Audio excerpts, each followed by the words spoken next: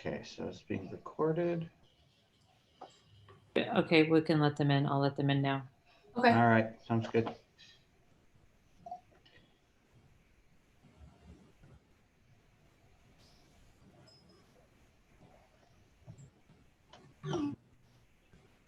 Yeah.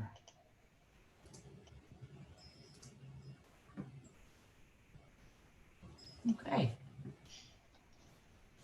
Well, good morning, everyone, and happy Friday.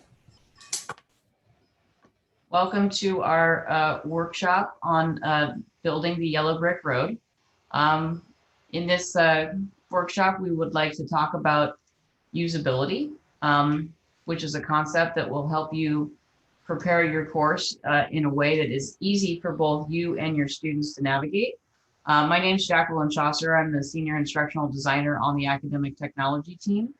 And I also have my co-host, Daniel Jason, who is another instructional designer on the Academic Technology team.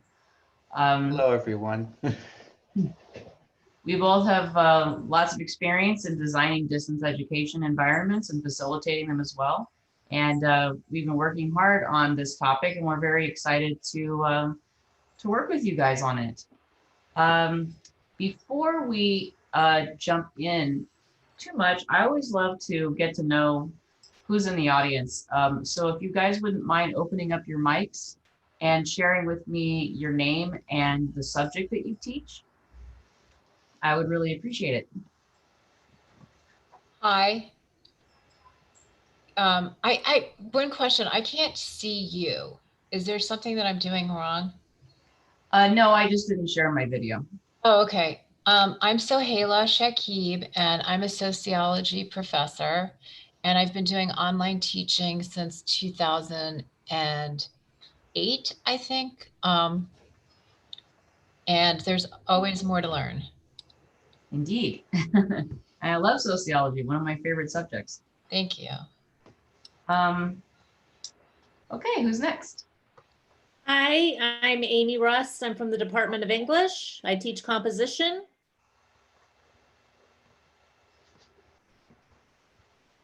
Also a subject near and dear to my heart. I used to teach it myself. Yay, a fellow writer. How long have you been teaching online? I just started teaching online this fall. Ah, okay. So I took a lot of your workshops over the summer to catch up, and I'm still learning new stuff every day, just trying to keep up with, I'm teaching synchronously, so I see my students every day. So I thought this workshop would be really helpful. Oh, wonderful. That's actually a good question to know too. So Hila, how do you teach? Do you teach synchronously or asynchronously or? I've done synchronous online and now I'm doing asynchronous. So I've done both. Okay. Uh-huh. Okay. All right. Who's next? Okay, so my name is Jacqueline from the computer science department. I'm teaching software development. I have been Dominguez Hills about 18 years, but it's never taught online class. Maybe just started from last semester. Okay. And so far just teaching the synchronous class and then never taught asynchronous class. Okay. And what's your subject, Jack? Software, computer science.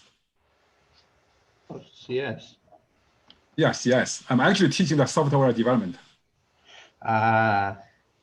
See, my brother likes that stuff. I can't. I'm still working on understanding all of CS. Okay. Thank you. Hi, my name is Vera Teller. I teach in CBAP, Information Technology and Project Management. I taught or teach one class online in approximately maybe 9 years. And now I'm teaching all my classes, which are 4 since the pandemic online, and mostly asynchronous. Okay. Okay. All right. Great. Nice to meet you, Vera.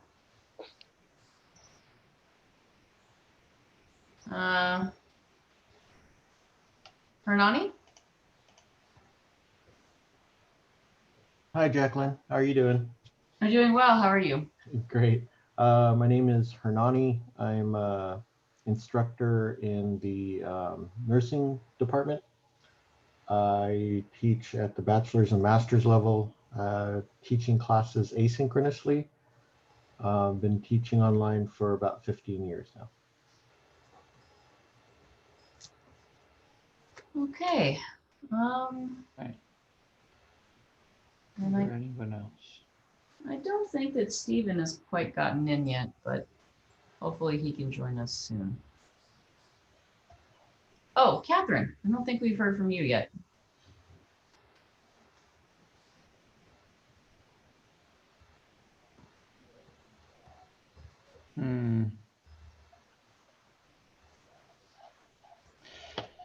Okay. Well, that's all right. All right. Well, we'll get going. So basically, the goals of the presentation today is we have a few main themes that we want to cover.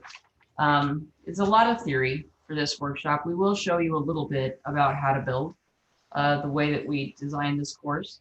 But largely we want to communicate concepts and kind of walk through, you know, how to design your course so that things can be easier for your students and for you, and really remove that barrier of technology so that you can focus on teaching your subject. So we're going to start off with kind of talking about usability, what it is and why it matters for you and your students. We want to explain the difference between synchronous, asynchronous, and blended distance learning modalities, because depending on the way that you teach, it's going to affect the way that you want to set up your classroom. And then we want to, you know, basically go through the course and explain to you how to set up that course based on your chosen modality. So we'll talk about the left-hand navigation bar and why it's really important to your course organization. And then we want to explore how to organize your course resources and assignments like efficiently using course modules so that you can basically package every single thing that the students need to do in one place, make it very simple and easy for them to find. And then that should reduce all the emails that you get that will, you know, constantly, oh, I'm lost, I don't know, I can't figure this out. So we want to show you how to just very simply make these modules just using content items and folders. And then we will do a little bit of demonstration on how to build it, because I'm sure you'll have questions on like, well, how do I actually create this? You know, where do I click, essentially? So those are the goals of the presentation. It seemed like someone had a question. Did someone raise their hand or? No? Nope. Okay. Good. Good. So let's start off with just talking about usability. So the textbook that we recommend, it's called Don't Make Me Think. And it's a concept that's very important to distance education, because we were chuckling while we were putting this presentation together, because the book is very funny and we highly recommend that you read it. It's not even a long read, but it's all about, you know, it's not rocket surgery, right? Like when you want someone to be able to use your environment and go through your classroom, you don't want them to have to think too hard about what to click or where to find things. So I'll let Daniel read this quote because it's pretty funny. 1 minute. Yep. All right. So the quote is, after all, usability really just means making sure that something works well, that a person of average or even below average ability and experience can use the thing, whether it's a website, a fighter jet, or a revolving door, for its intended purpose without getting hopelessly frustrated. Yeah, I've also read this book. It took me about, I just recently read it. It took me about like a day, and it's like $5 on thrift books. But Yeah. highly recommend, if you want to know half of what we know, this is about it. And he's one of the preeminent experts in this field.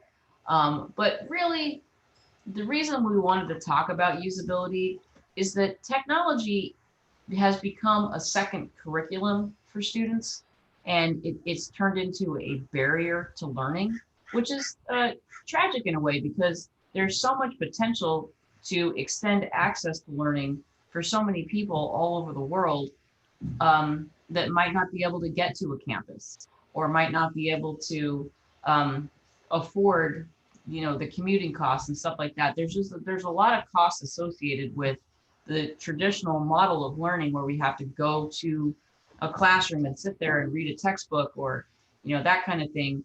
So there's a lot of potential in this field of distance education to extend learning to people, but because trying to figure out where to find things, or where to click, or my internet's not working, or whatever, it does end up creating a barrier. And so faculty are finding themselves in this position where they feel like tech support, and they're having all these conversations with their students about, well, I can't get into the test's not working, or maybe you set the test up incorrectly and so it doesn't score correctly. And so it turns into a second curriculum for faculty too. So we really wanted to talk about how, you can be freed up to focus on what you really want to teach, which is your subject. And then we'll also talk briefly, after we show you how we set up our demo environment, or our classroom, excuse me, how you can use what's called a course master approach, where you build the class once after you do the work, and then you can just have the academic technology team copy those courses for you, so that every single time you teach a session or a section, if you're going to do, maybe you're going to teach 3 sections of the same class, you can set all this up and just have us copy it for you, for your course sections. And then you just teach in that classroom. And then anytime you want to go back and make some adjustments or changes to it based on feedback from your students, you don't have to rebuild the wheel every single time. So I just wanted to point that out. When you see like the amount of work that we put into our classroom, you may feel like, oh my goodness, that's a lot, but you only have to do it once. And once you do it, you keep that intellectual property, you keep that course, and you just make copies of it, so that you can go in and actually teach in that environment without needing to do it again and again every single semester. Can I ask a quick question? Absolutely. Yeah. Okay, so what I've been doing, and I don't know, how is this different? That's my question. What I do is I just course copy every semester. Is that different? This is something different where the course stays somewhere else? Yes. The Okay. students I was not aware of that. Yeah, the students should not go into your master. You basically build your own course, and then copy it into your course shells for your each section that you're going to be teaching of it. And that needs to stay, private, essentially. I never let students into my master. Okay. I'm sorry. Go ahead. Oh yeah, just because you want to keep it pure, essentially. You want to be able to make your adjustments or changes, and then just copy it, copy the course cartridge and then import it into your shells for each of your sections that you're going to be teaching. And then you will teach your class live in those sections for the semester, but the course master needs to stay, isolated. So you guys have to do the course master for us. So I can say, oh, because I have tons of courses and I just do the copy mode. So what I would do is I would ask you to put them into master, like the last one I've taught, to put into a master course. That would be something I couldn't do on my own. I'd have to request that. I think you might need to at least request the shell from us, but then you can import the course. You can go in and clean it up and fix it. Okay. And after that, you would request, shells for each of your sections. And then you'll, import, excuse me, or what I would do is I would just ask, for copies of each of, okay, well, I'm going to teach 3 sections of this course. And then I believe you can just ask for us to copy that course 3 times and then give them each section names, so that you can differentiate which class you're teaching. And then your students will be loaded into those, but the course master should not be taught in. Okay, so who would I contact for that? Is it okay if we ask questions along the way? Yeah, absolutely. I'm sorry if I forgot to say that. I actually encourage you guys to ask questions while we're going through. Yeah, I just don't want to be interrupting you constantly. Oh no, it's fine. We prefer to keep things interactive. So yeah, we can talk about that a little bit more offline if you'd like. But in general, I believe you just need to email the academic technology team and let them know. Correct. That's correct. academic technology can help. Thank you. Yeah. Okay. So let's just quickly talk about distance education modalities. So there's three main types that you might be working with. So for synchronous learning, it's it's basically you have your students attending lectures and completing activities in real time. The synchronous part, what really matters is that it's in real time. So if you're having virtual sessions, whatever it is you're asking your students to do, if you're having a lecture and a discussion, and maybe you have them work on an assignment, all together the whole time you're online with each other. Everybody has to meet together at the same time. For example, my 7-year-old is behind me attending a synchronous, distance education experience because she's 7. And so her teacher, hey, so her teacher has her camera and she's, actually demonstrating exercises, for her, and she's copying it or she's, learning as she goes. But she has to sit in class for 5-6 hours every day. And that's a synchronous experience. Asynchronous learning is when students are going to be consuming content, whether it's, watching lectures or, looking over assigned readings, but they're going to complete all of their discussions and assignments and quizzes based on set due dates. But the point is, if I want to sit down and read everything, in a day and then knock out my discussion assignments and quizzes and stuff like that 3 days after that, there's no, beyond the due date, it's not like I'm required to, if I want to do it at 2 o'clock in the morning, that's up to me, right? So that's really, that synchronous asynchronous component is really connected to time, that people are asked to all come together and participate. So for an asynchronous learning experience, then the students are going to be basically completing their deliverables and turning them in by a set due date. But whether they do it at 10 a.m., or 2 o'clock in the morning, doesn't matter. It's just as long as they get their deliverables in by that set due date. And then blended learning is a little bit of both. This is what some people call like a flip approach, but really it's just an amalgamation of, okay, so students are going to consume content, on their own. They should come prepared for some sort of class lecture or class discussion, and then they'll do their quizzes and their discussion questions and assignments, and they'll turn all that in asynchronously. So that's going to be also based on a due date, but there will be some period of time where they're asked to attend a virtual session at the same time. So I'll pause here and ask if anyone has any questions. Yeah, I have a question. Is there any research on which type of modality is best? Yes, there is. What I recommend is the blended approach, mostly because it allows you to build community, get to know your students better, and connect with them. It's more challenging. So a synchronous learning environment is challenging in the sense that it places that demand on students. It's the same demand that it places on students where they have to show up at a certain time every day, or once a week, however often it is. So some students might find that challenging because they have other commitments.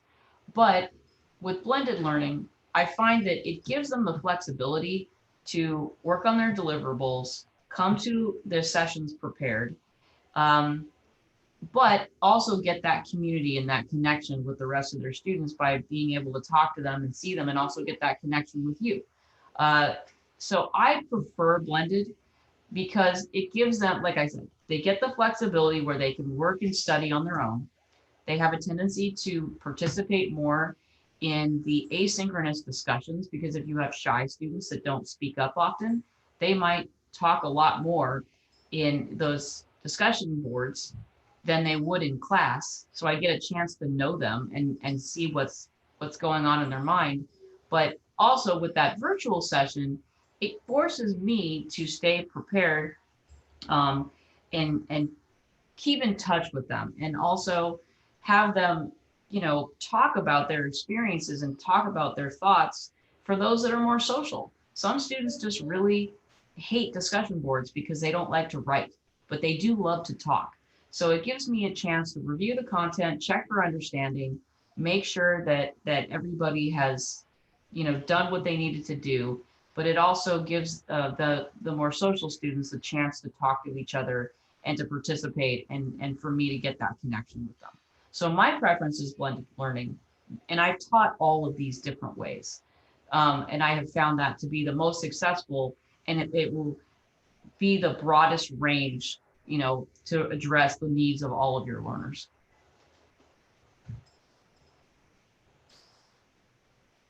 Any other questions? Yes, I have one more question. On the blended learning, through your experience, how often did you meet with your students? Once a week. Once a week. Yeah, that's usually the standard, once a week with office hours. And with office hour. Did you meet the whole hour and 45 minutes? Well, it's up to you how long you want to set that session for, but usually I'd set it for about an hour. And then I would actually just do a simple PowerPoint with discussion questions. And what I would also do is I would require attendance. If students couldn't attend, then I do a discussion makeup, basically, where students can go in and they can listen to the recorded lecture and answer the exact same discussion questions that I had already planned to ask the students that were in the live session. So I don't talk a lot. I want students to talk to each other. So I'd usually spend about 10 minutes just kind of going over, like, here were the key points that you should have taken away from your resources that I assigned. And then I would ask a discussion question. I would, let the students talk to each other and, open up their mics and answer the question.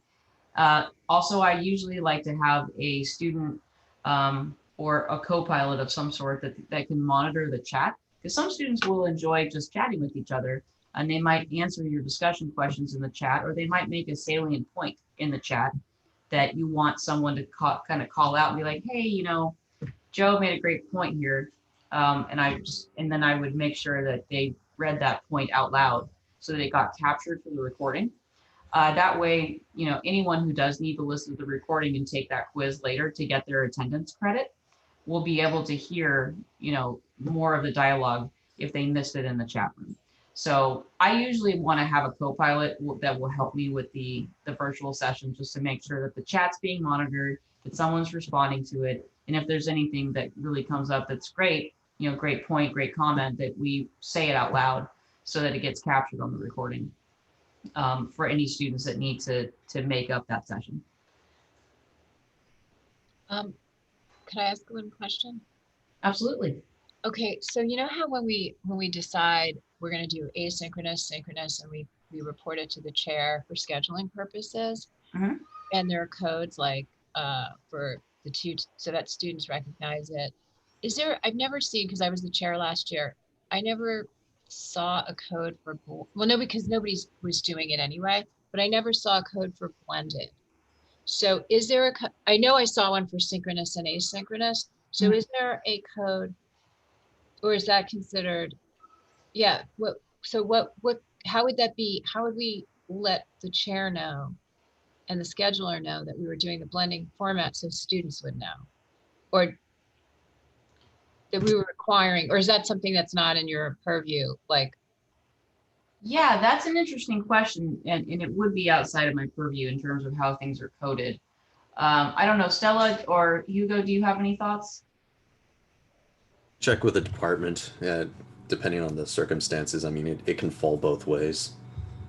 Yeah, because if you're going to do blended learning, that means you're going to have to set a specific time that you are requiring the students to attend.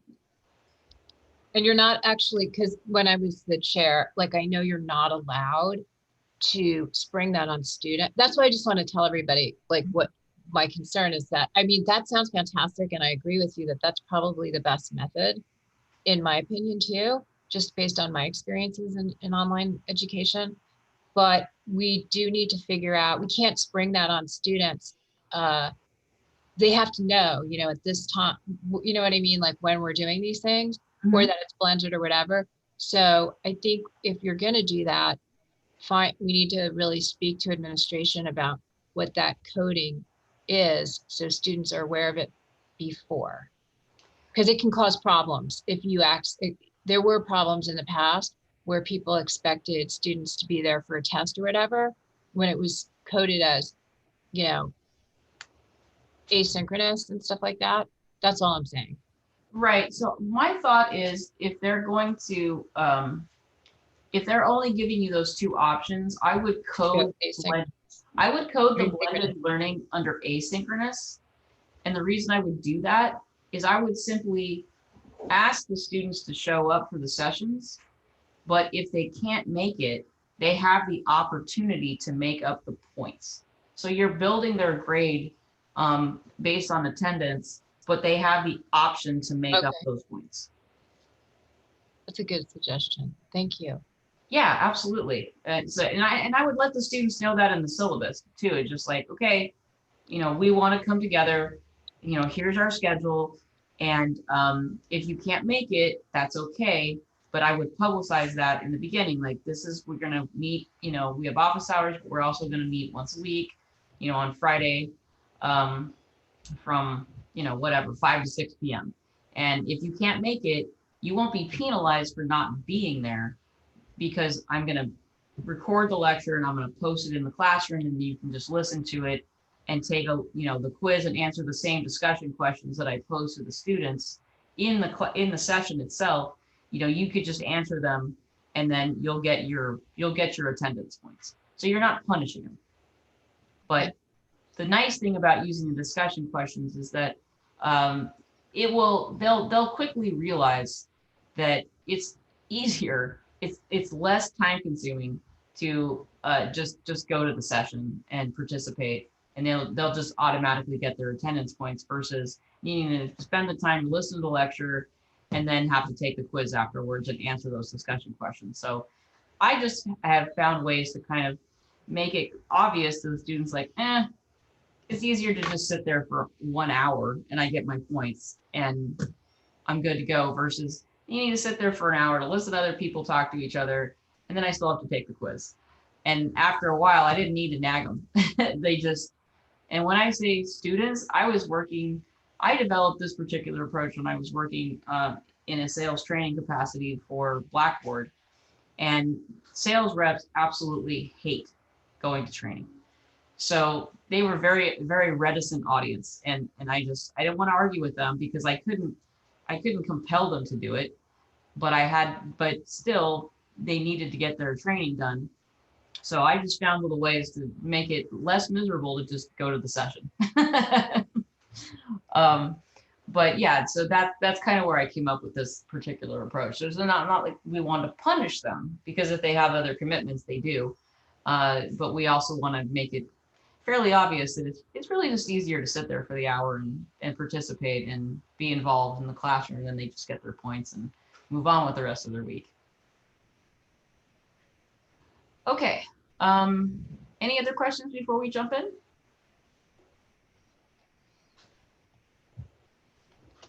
All right, let's do this. All right.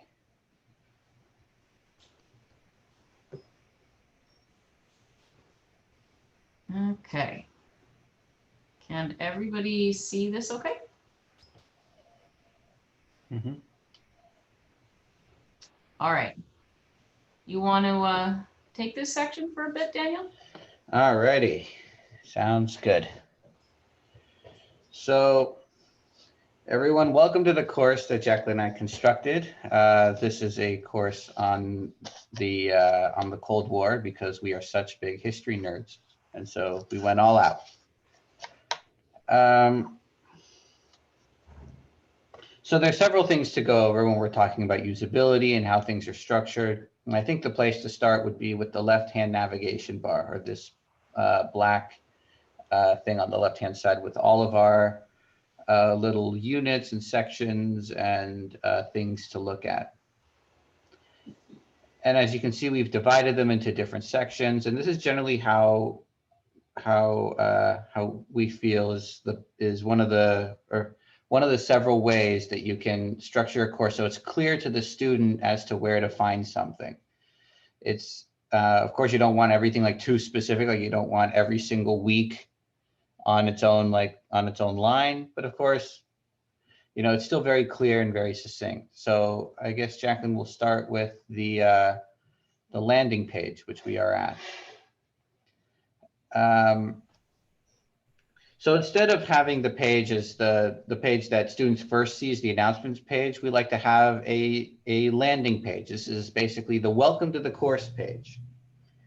And it basically outlines what you're going to cover in the course and the course topics and the required course material. Jacqueline, if you could scroll up for a minute, because I want to show, there we go. So the artistic or aesthetic way you'd like to do this is up to you. You can have a little bit of creative license on all of this. We put the title and we had a quote and some pictures, but the main point is the introduction and the course topics. With the introduction, we always want to, we started off, I believe we had two parts, right? We had one is the hook, right? Which is to get students interested in reading our introduction. Like basically we used a rhetorical question, what is war, standard definition. And then we talked about, so basically the first part is to get the students to ponder like, oh, why is this important? And then the second part, we talk about, well, this is what this class is about. And a little bit of background of the class, things like that. We always suggest, you know, if you need help, we can always, it always starts with, in this course, we will explore X, Y, Z, whatever that X, Y, Z is to you in your class. Yeah, and we said we will cover or we will explore. Right. So, yeah, as Daniel was saying, it's just, you want to have a hook and, you know, get the kind of prompt their thinking, give them a sense of what the story of your course is.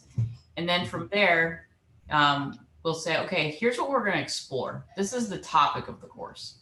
And then after that, you want to break down, what are you going to cover? What are the main topics of the course? So for here, we said that we're going to cover the Cold War and delving into the ideological differences and events that influence the actors of the three major geopolitical powers. So to construct this landing page, it does take, you know, a fair bit of time because you have to write. But formulaically, those are the main pieces that you need. It's just like, here's what you're going to explore. Here are the topics we're going to cover. And then just simply break down what those core topics are, just in bullet points, so that students get a sense of like, all right, I kind of understand like what we're going to be covering. And then the last part, which is the course material. This is where you put all the required textbooks or any sort of media that you're going to use that students will need to pay for or buy somehow. Right. So you want to give them a heads up as soon as possible that these are the resources that you're going to have to go purchase. Can I ask a quick question about that? Because one thing that I was thinking, like, because everything is online and is there a way, like when you click on the link there, is there a way to go to get it so that they could purchase the online copy? You can set it up that way. Yeah. If you have a place that you would prefer them to go to. We just went ahead and grabbed part of it from Google Books, but you know, if they need to actually go buy it, if you know that it's cheapest on Amazon, like that's something that faculty can do for the students. Like if you know a place where you can get it really cheaply, I would just create that link right here. And I might even make a note saying, you know, please click the link above for the most economical option to purchase this textbook. Well, in that vein, or like what we're talking about, one of the things that I do know is that some of these textbooks have extra learning things that can actually be integrated into the learning system.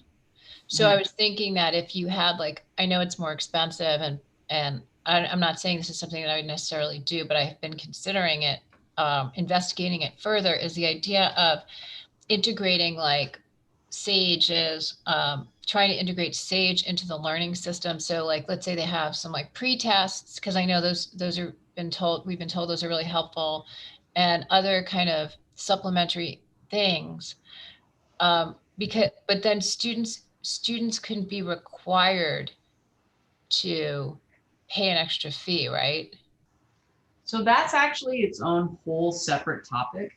Okay. We don't have to go there. I just thought. Yeah, we just have so much to cover, and that's Okay, its own, sure. That's its own separate deal, because we're talking about LTI integration and being able to, purchase a textbook and like have it, put into the classroom and that kind of stuff. So yeah, that would be something. You're welcome to follow up with Daniel or I, or anyone else on the team, offline, and to talk about that if you need assistance with it. Okay, but either way, when just in terms of this landing page, we like to just list, all the information that they need. And if you have a link, if there's anywhere that you recommend they purchase it, or if you just want to link them to Amazon so they can quickly find the exact textbook, you can create this as a link. So that because as soon as they walk into the course, this is the first thing that they're going to see. This is the first impression that they're going to get of the course. So we want to kind of start them off right, that, okay, here's what the course is about. Here's what you're going to cover. This is more theoretical though. It isn't until we start getting into the unit landing pages where we actually break down, here's what you're going to specifically do.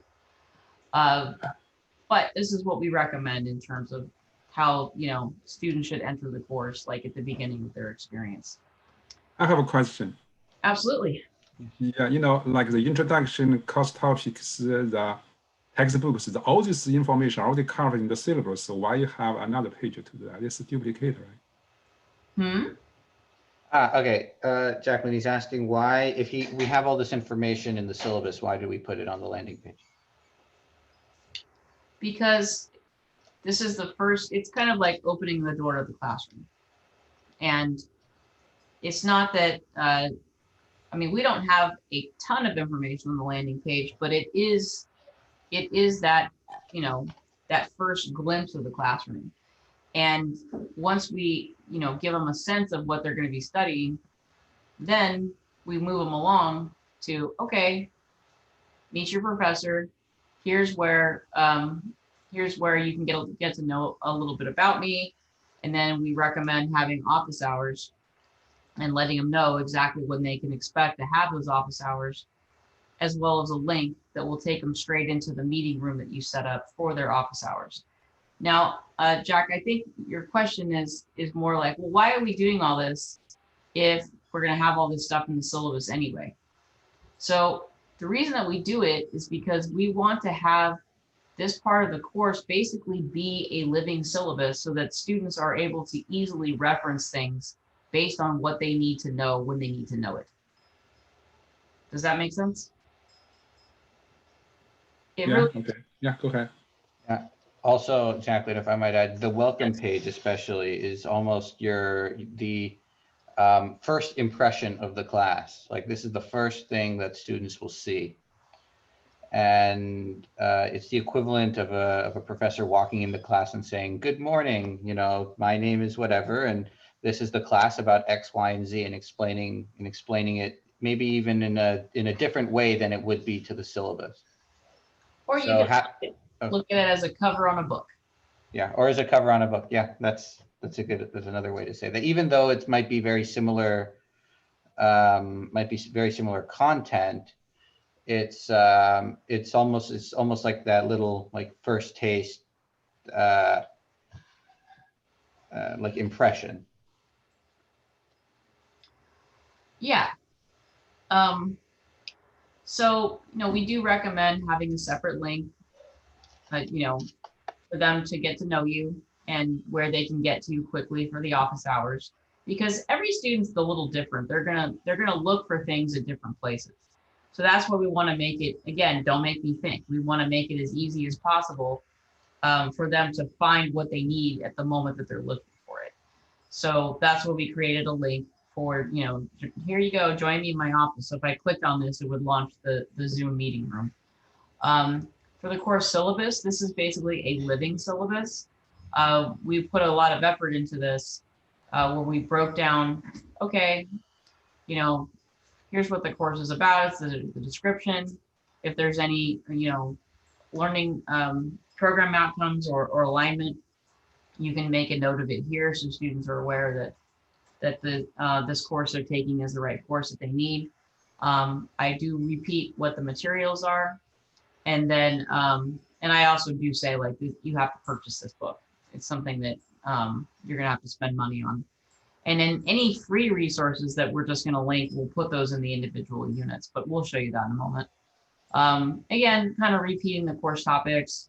It is a repeat of the syllabus, but really the critical features for the living syllabus is giving them an outline of, you know, because we want to train students on here's the rhythm and flow of the course, because the more that they know what to expect, the less they're going to bug you about, well, I didn't know I was supposed to turn in my discussion, or I didn't know what was expected of me this week.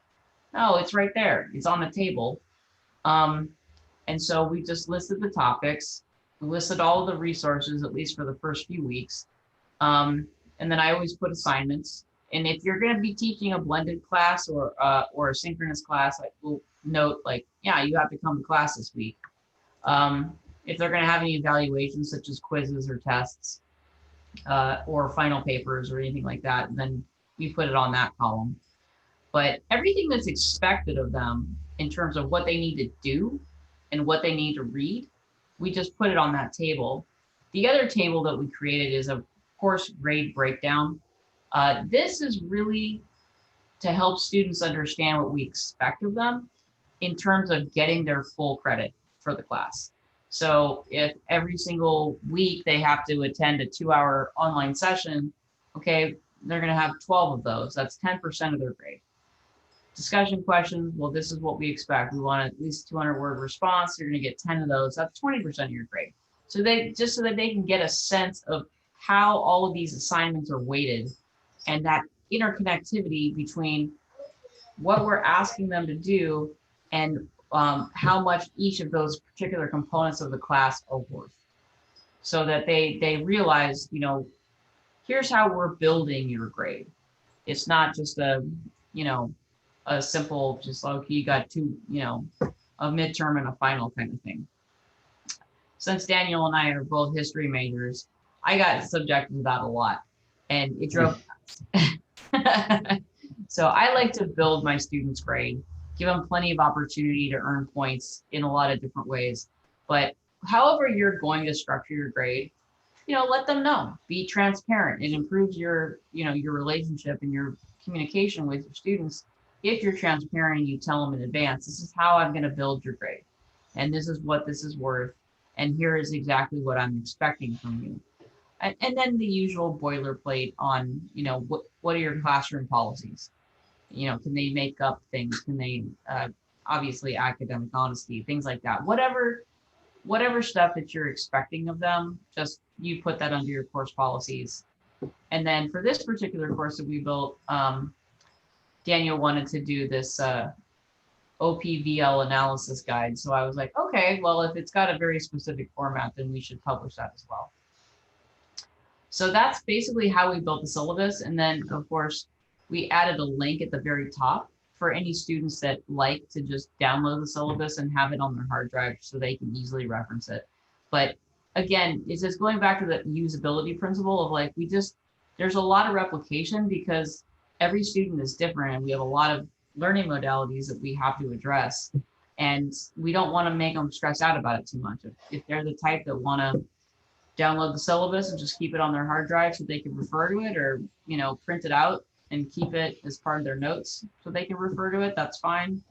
But also, if they're the type that just want to be able to click back and refer to it here inside the classroom, it's there for them. And then I will let Daniel cover the course. Yeah, so a very important aspect of the whole, like, setting up the course is the calendar, right? Because and the point of the calendar is to make sure that things are due when they're said they are due. So as you can see, we've made a table with the weeks and the dates, or the weeks and, and the days of the week.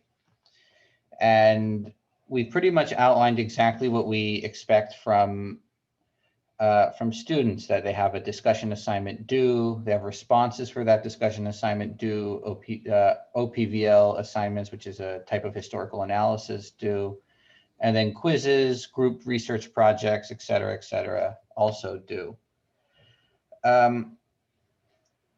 So as much as this also makes everything clear to a student, right? They look at this, they're like, all right, it is Monday. What do I have to do today? Oh, nothing. Oh, it's Tuesday. I have to do something. It also forces the person designing the course, or the professor, to space everything out, right? I've heard horror stories of, where, it was like too much was due on just this one day. So it kind of forces everyone to spread everything out a little bit and make sure that things are succinct and put in a timely manner for everyone. Like, for example, on week 4, you have a group research project, so we don't have an OPVL assignment. Or same thing on week 8, and I think on the final, Jacqueline, if we scroll down, I think the final weeks, we also don't have anything those weeks. Because we want students to just study for their exams and write their papers. I have a quick question. Yes. Okay, I do a course schedule, which is a little bit different, but I've often thought about doing this as well. Is there an option in Blackboard where you create the calendar? So some of these things that you're showing us, I'm wondering, yeah, these are things that I want to do, but I've never known the technology behind it. Like, did you impose this in here, or is there a calendar in Blackboard that allows you to create this kind of calendar? Is there a link in Blackboard? How does that link, that idea of Zooming office hours, like always being available at that time, and students can just pop in like it's an office? How do you, okay, so that's the kind of stuff that, like, how does that go? Like, how do we actually make that? And maybe that's a different class, and maybe you're going to do that with us at some other point. But those are the things that I'm dying to learn. Not that, I mean, I'm enjoying what you're doing right now, but I just want to know, like, is this something we're going to learn, or is this something like where do we learn how to actually implement what these great ideas you're sharing? No, we're happy to cover that. Daniel, do you want to talk about that? I mean, I can drive while you're talking, but we're happy to share with you how to build a course. And could you create a tutorial? Because I'm probably not going to retain it. I love the tutorials you guys create. Like, Ben has created some great ones, where you could say, like, oh, here's a tutorial about how to actually do this, so we can go back. And I'd actually love it if we could visit this course again when we have more time and are working on improving our own courses, so we could, do you know what I mean? Come in and look at it again. And also, like, screen videos of, like, okay, here's you guys creating this calendar. Yeah, absolutely. No, we've got a whole other hour left. So, Daniel, do you want to talk about how to create items inside of a calendar and kind of how that works and how to for the first calendar, the black and white one? So actually, Jacqueline, if you can go back real quick, we'll or to the original, or to the black and white one that we had. Mm-hmm. Yeah, this one. So this is simply a table that we put 8 columns in, and as many rows as we needed, and we basically filled it up. This is basically a content area. This is a content area that we set up, a normal thing where you put like assignments or whatever in Blackboard, right. And we made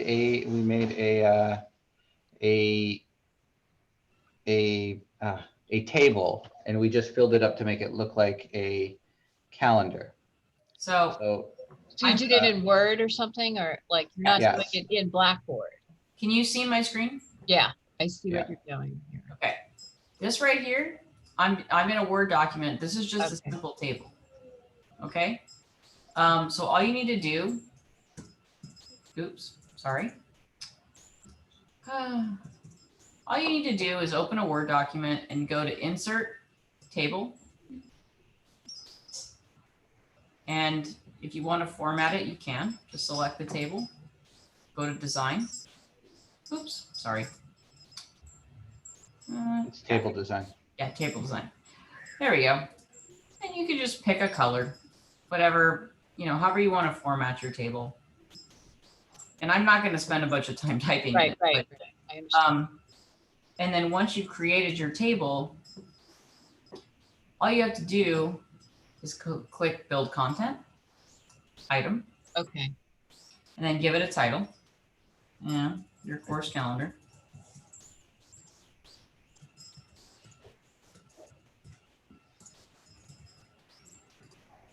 And then click inside the content area and copy and paste it. And click Submit. Okay, so it wasn't like, Oh, because I know there's a calendar in Blackboard, so it's not integrated with that. It's coming from outside and it's just being pasted. That's what was my question. Right. So if you want Okay. to create a link to the dynamic calendar that I just went into, Okay, it's very simple.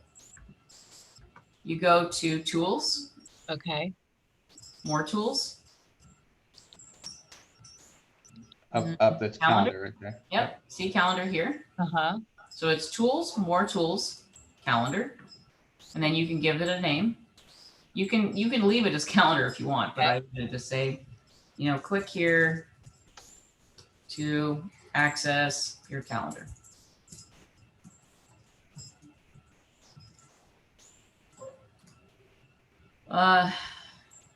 You can also add a little, click the link above.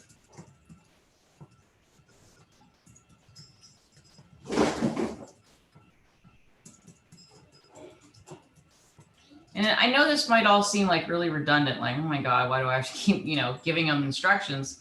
But again, back to the usability, we want to make things as clear as possible, because if they don't understand, then what happens? We get an email. May I ask a question, please? And so once you click that link, it'll take you into that dynamic calendar. Okay. Yeah, Stephen. Thank you.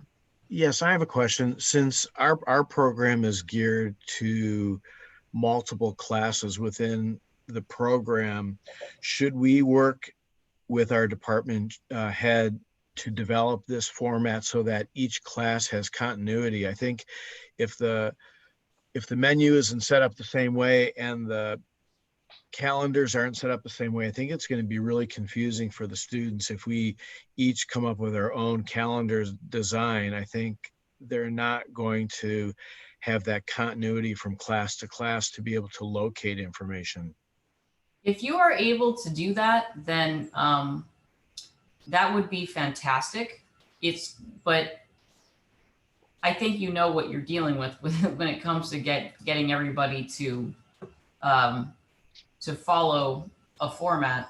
But when I was building courses for Walden University, this is really what we did. We would get together as a committee, and we would design the classes as a program, not just as a class. And so we had a specific system that we had to follow. All the classes had to look and feel the same, and all the information had to be in the same place. And there were certain boilerplate instructions that we had to include in every single class because we needed that continuity. But it's going to take collaboration, which is, I understand, to be more challenging in the public institutions, because we can't require anything. Whereas when you're teaching in the private sector, we could do that. We could get together and figure out what the classroom was going to look like and basically dictate to the faculty. They had some academic freedom in terms of like some additional resources that they wanted to add to the classroom and stuff like that. But basically the structure was defined for them. We built the classes and then gave them to them for them to teach out of. So yes, it does make for a better student experience, but it's much more challenging in the public sector because you have to get everybody to agree. I like the general format of how the menu bar looks.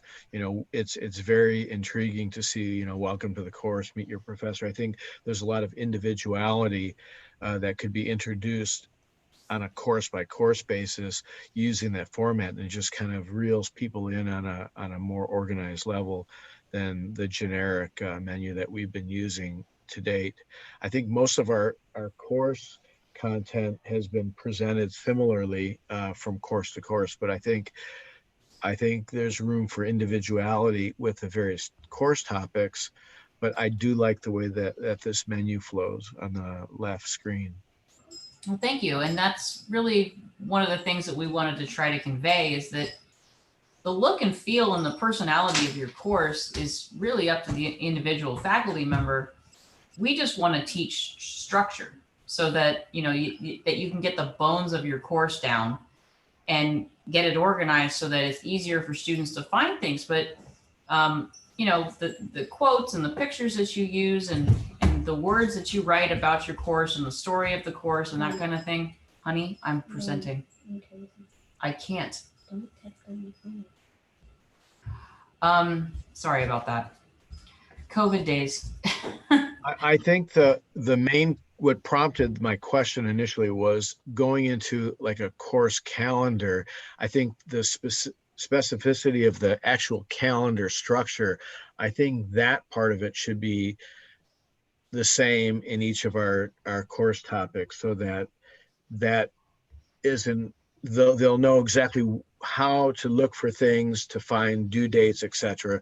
I think if we each come up with our own form of a table, I think that would be confusing to the students. Okay, so you're saying that you're hoping for consistency here? Right, and that's what we have right now. I mean, at least the way the calendar itself is set up, I think if every course had that same blank slate to work with, I mean, the content material is going to be different for, in my case, like for upper limb versus psychosocial issues, healthcare leadership. I think if the calendar format is the same, because when you went in there to show how to design the calendar, there's a multitude of ways we could do that. And right now we have a very similar calendar structure that we've been using for each course. So those look the same. It's just the material that's different.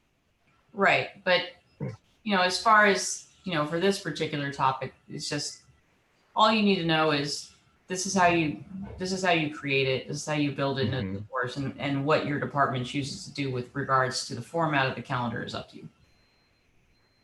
Perfect. We just recommend that you publish a schedule and that you include a link to the dynamic calendar. Okay. Okay. Thank you. Absolutely. Any other questions with regard to the calendar?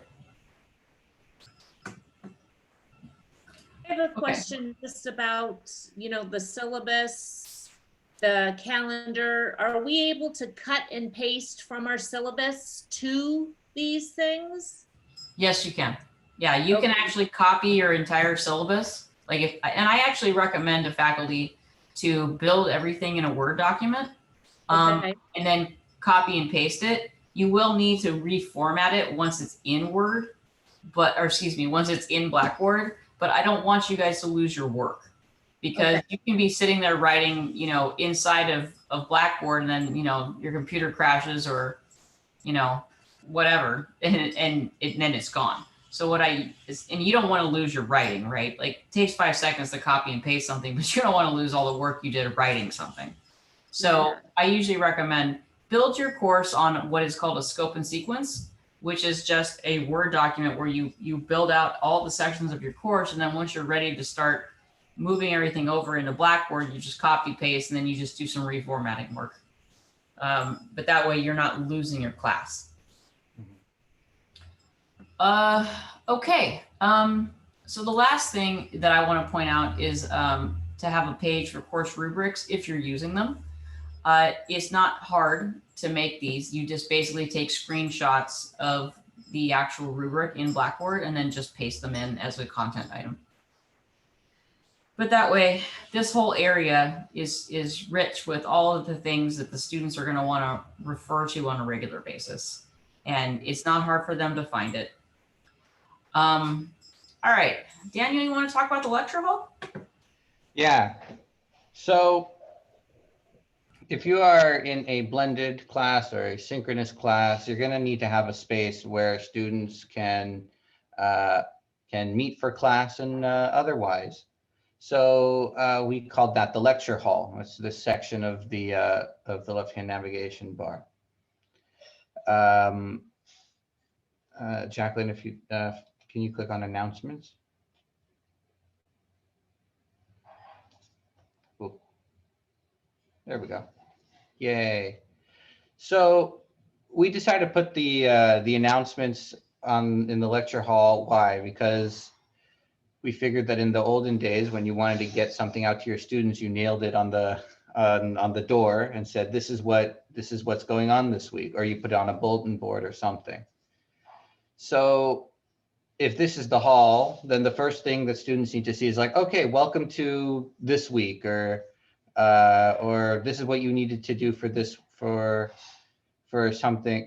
This is what you need to do for this week. These are the basic assignments for this week, et cetera, et cetera. And I know it does sound a little repetitive, but again, we're trying to make it as easy as possible for students to access the information that they need. And in this announcement, it's more personalized. So of course, we signed it as a professor. We said these are the assignments, things like that. It's like a gentle reminder. In general, we suggest reminding students, or at least sending out announcements twice a week.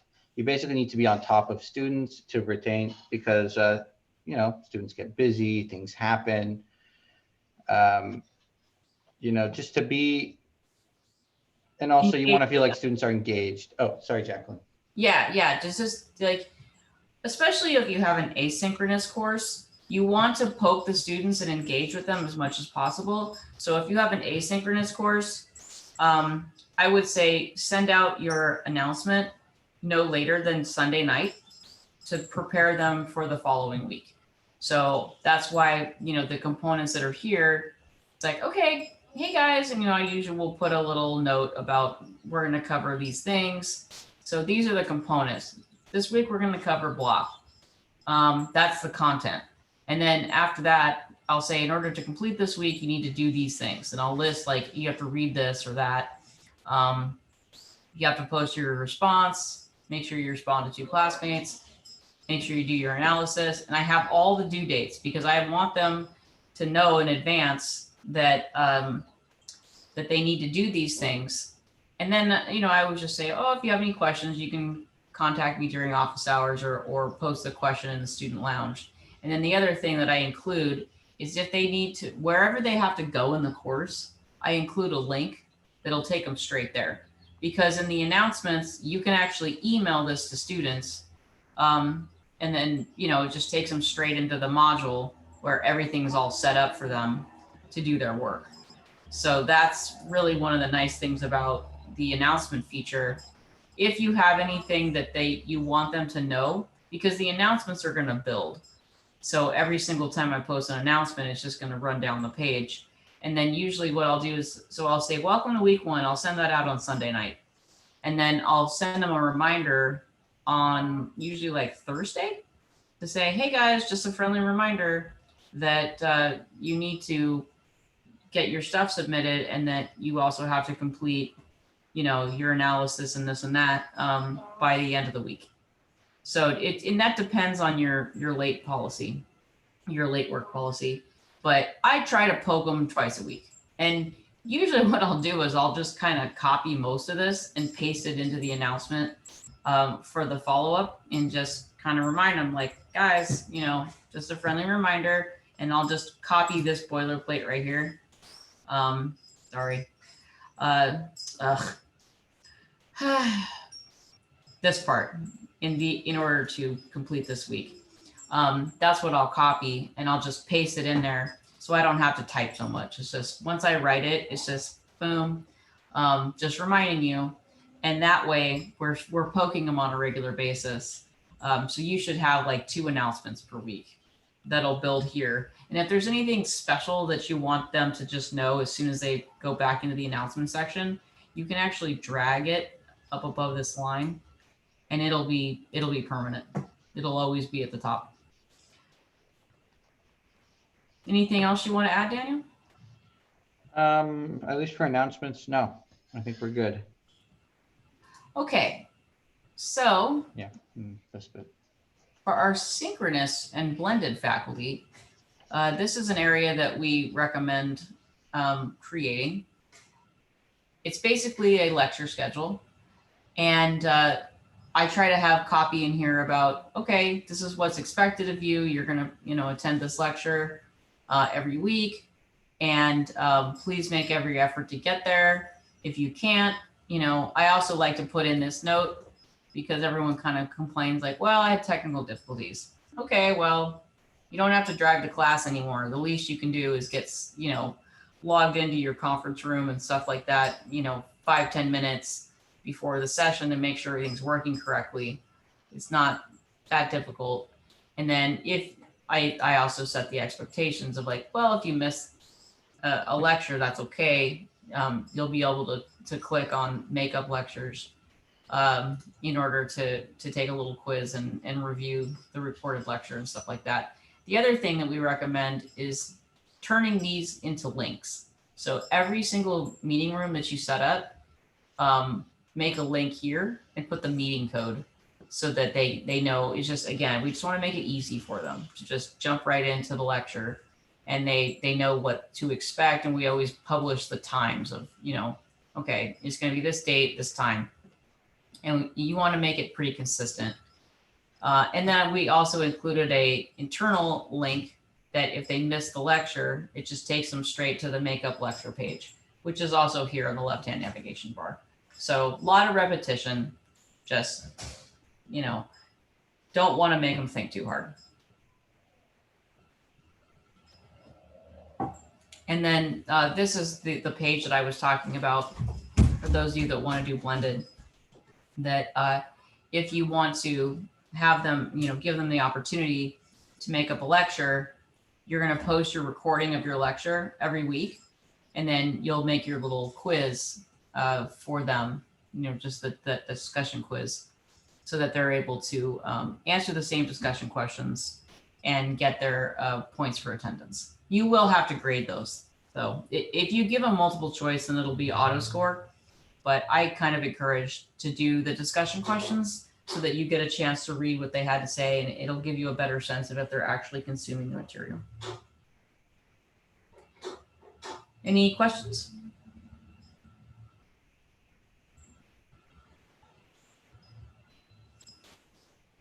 Any other comments you want to add, Daniel? Mind if I pause right now? Sorry about that, Daniel. We did see a couple questions in the chat. They were asking about if they were interested in having access to a course like this.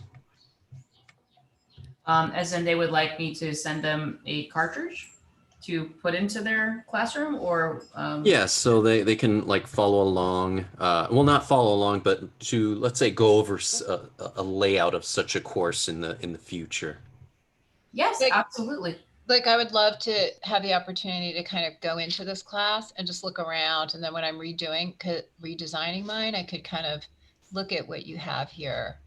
Is that possible that we could, that's what I was asking for. Yeah, absolutely. I will provide my contact information and Daniel's as well at the end of the session. And please do reach out to me, because not only will I can give you a copy of this, but I'm happy to help work with you in a one-on-one consultation. That'd be great. You set up your course. Mm-hmm. Yeah. Okay. Yeah, we're also going to work on a course cartridge type deal, so you'll have like the bare bones of what we have, in case you want to build a course off of what we have also. Yeah, essentially with the left-hand navigation structure built out, and we're going to get into the course units and module system in here in a second, but we'll get that set up, but it's going to be there for you to populate, and we'll probably just do like a sample landing page for the course itself, and then a sample landing page for the unit, and then that'll give you guidelines on what to kind of replicate. All right. So you want to talk about course units, Daniel? Yeah, let's go into the course units. Oh, this is the Oh, part I where. Catherine raised her hand. Catherine, did you Oh, have a question? Catherine. Yeah, I'm actually also the one who asked the question, can I access to this demo class? I think I can, of course, I can email you after the class, but I think the way that is you can just add my email to this class, then so I can actually just like browse, like to look around of this, the class, like your setting and then the menu. So that's why I just want to add this. Yeah, we'll have to set up a separate space just because we use this demo environment we have another workshop we're going to be using it for. So we just need to make sure that this resource gets protected. Okay. Okay, got it. Because right now I'm try to using my phone to take like a snapshot to, if I want to copy like your manual, right? The setting, I couldn't remember it. So I'm just taking picture, but if you could let me to access to this demo course, it will be very helpful. Thank you. Yeah, Daniel and I will work on a way to get, resources to you guys so that you can both explore the environment, and also if you want to import a cartridge into your own shell, if you just want to replicate it, it's just something we need to do as a follow-up. But yeah, we will get those resources to you 100%. Okay, thank you. Okay. All right, units. Yes, I'll let Daniel take this one away. All right, so for units, this is basically the basic structure of how at least we recommend structuring a course, where you have units and then weeks where you talk about classes and or where you set up your classes. For the most part, these are thematically grouped.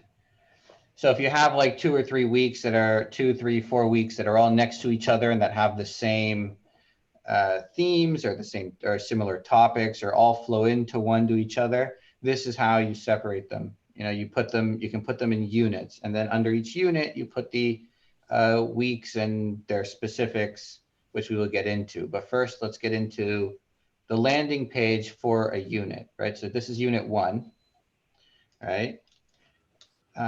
Jacqueline, can you scroll just a tiny bit higher? There you go.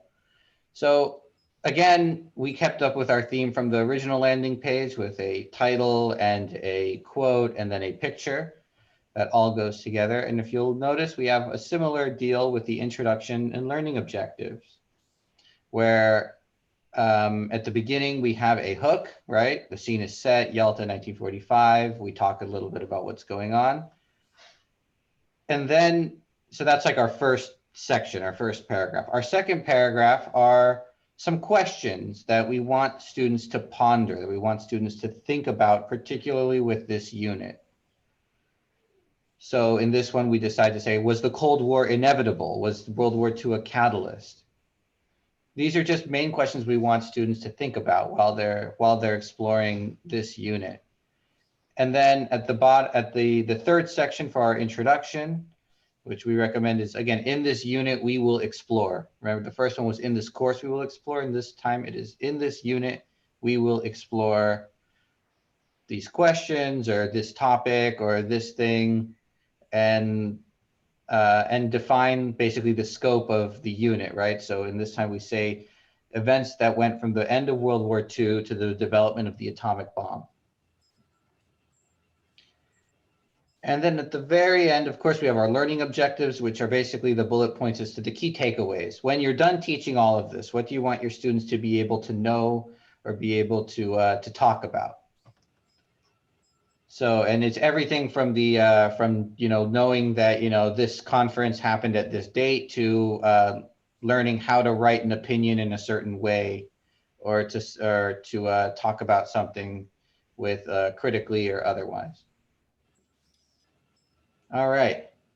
There is one thing that we didn't get a chance to include, and I'll show you an example of it in a different demo environment. But so we talked about what we're going to explore, but the other section that I usually include is that I say, you're going to do these specific things. In order to accomplish this, you're going to write a discussion question, or you respond to a discussion assignment. You're going to write an essay on whatever, or you're going to do this analysis. And so that's the more concrete you're going to do these specific things in order to get your points for this week. We just, this demo environment was such a challenge to build because we were constructing a whole new course that was one section that I realized I neglected to include. But I will, maybe a little bit later, I'll hop over to a different demo environment and show you what I'm talking about. But that's the only thing that we didn't manage to get in here. So I apologize for that. But yeah, beyond that, we go into learning objectives, and these learning objectives should mirror what you're asking the students to do with their minds. Mm-hmm. It's a very good point. All right, shall we delve into the week 1 activities? This is the week. So for this week, we like to set it up almost like chronologically. Like this is what you need to do first, second, third, fourth, fifth, etc. as you go down the line, as depending on what you want students to do first. So the way we went with it is we want students to do the discussion first and then submit an assignment. Submit an assignment and then a quiz, and then next week, and the cycle repeats itself. Jacqueline, if we go up for a minute. Mm-hmm. So the first thing, of course, is we put the resources that students will need for this week.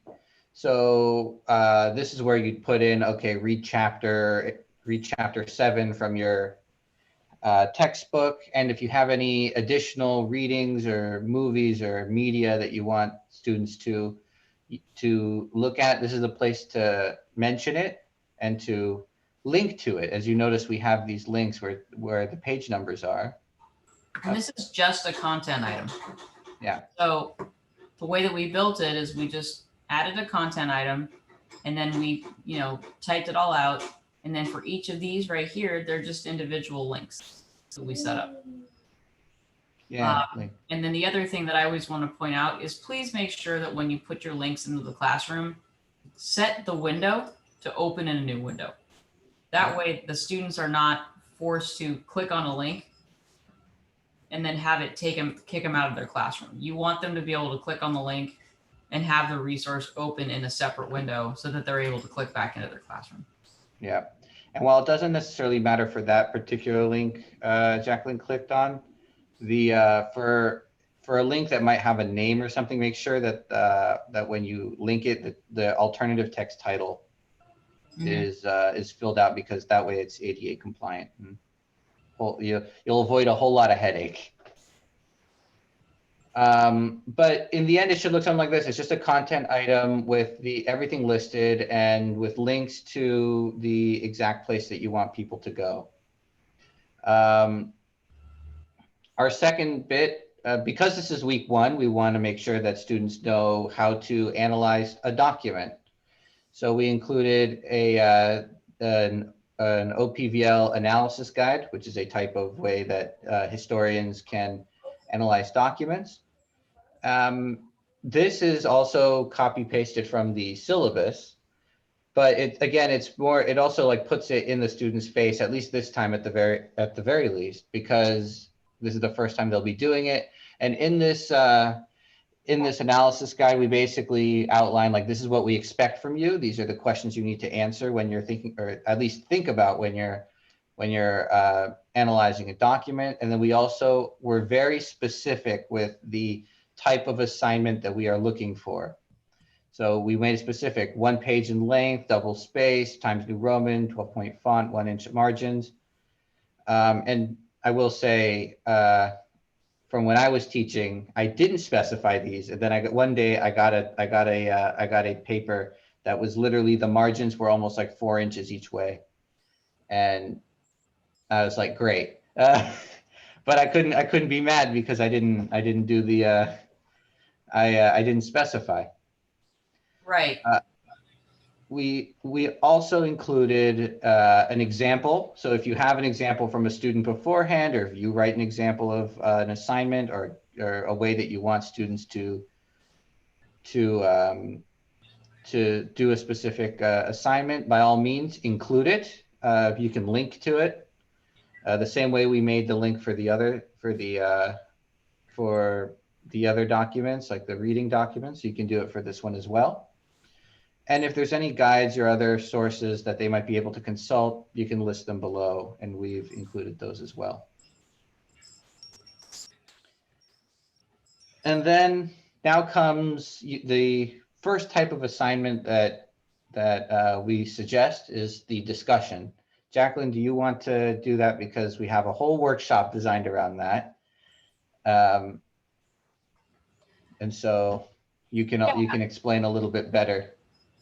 Yeah, so we have a discussion workshop coming up next Friday where we're going to talk about the art of writing a proper discussion question. So I'm not going to go into that too much right now, but essentially make sure that you have your boilerplate instructions set up. And I kind of recommend just keeping them, I just write my instructions in a separate spot and I just keep them on like a notebook, so that, or a notepad kind of thing, so that I can just copy and paste and I don't have to keep typing it over and over again. But you want to have that rhythm and flow of what you're expecting from them. If you want them to have references, you write in complete sentences. If you want a certain number of words, and then obviously the point of a discussion question is not for it to be a mini essay. It's to ask a question that is going to encourage the students to learn through debating one another.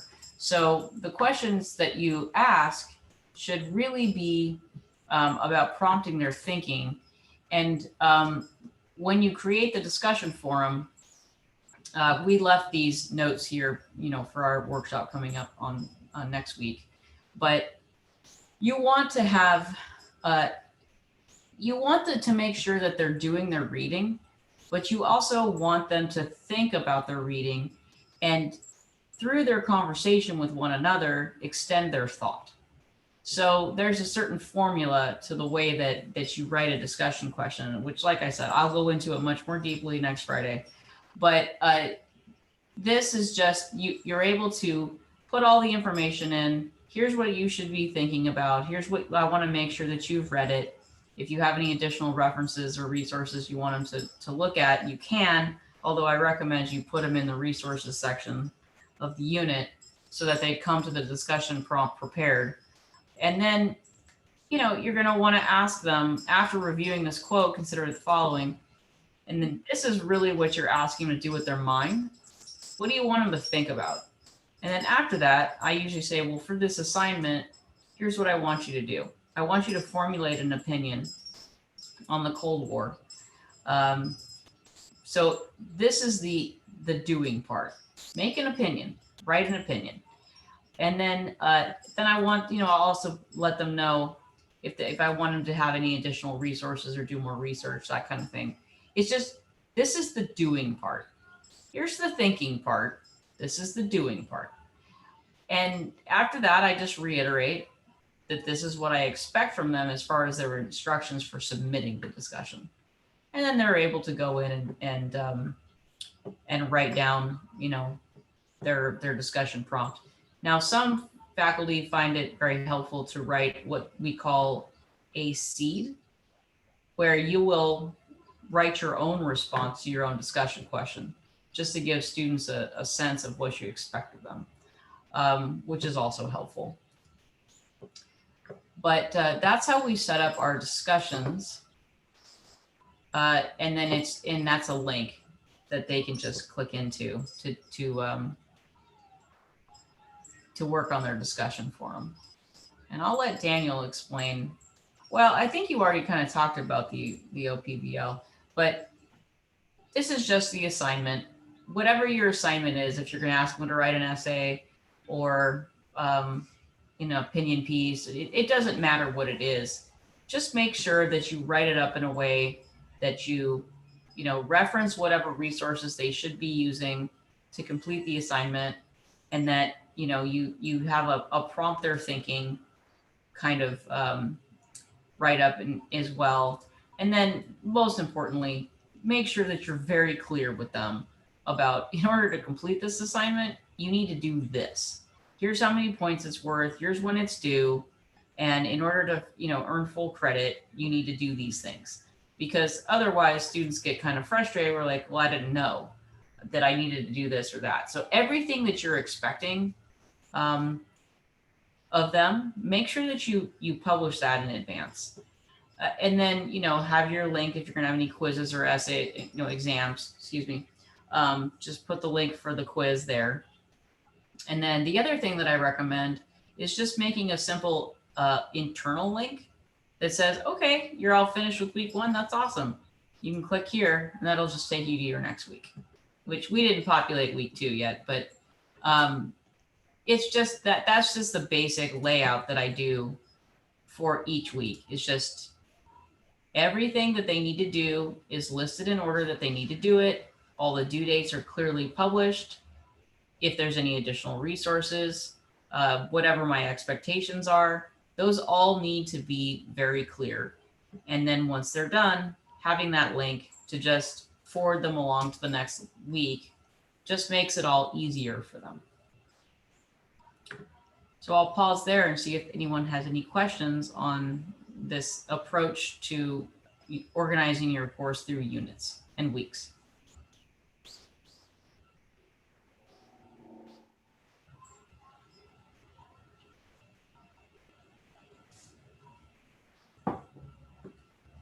Okay. Ready.